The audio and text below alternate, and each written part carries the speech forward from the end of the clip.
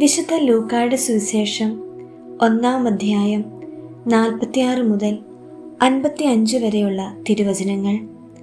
മറിയത്തിൻ്റെ സ്തോത്രഗീതം. എൻ്റെ ആത്മാവ് കർത്താവിനെ മഹത്വപ്പെടുത്തുന്നു. എൻ്റെ ചിത്തം എൻ്റെ രക്ഷകനായ ദൈവത്തിൽ ആനന്ദിക്കുന്നു. അവിടുന്ന് തൻ്റെ ദാസിയുടെ താഴ്മയെ കടാക്ഷിച്ചു.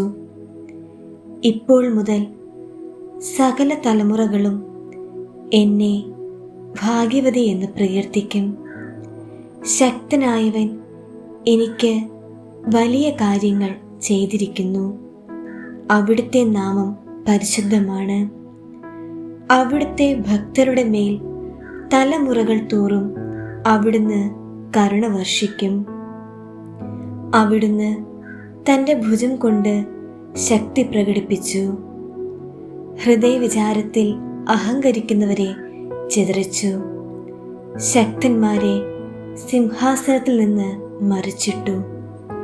എളിയവരെ ഉയർത്തി. വിശക്കുന്നവരെ വിശിഷ്ട വിഭവങ്ങൾ കൊണ്ട് സംതൃപ്തരാക്കി.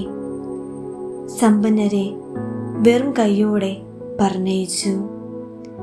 തൻ്റെ കാരുണ്യം അനുസ്മരിച്ചുകൊണ്ട് അവിടുന്ന് തൻ്റെ ദാസനായ ഇസ്രായേലിനെ സഹായിച്ചു.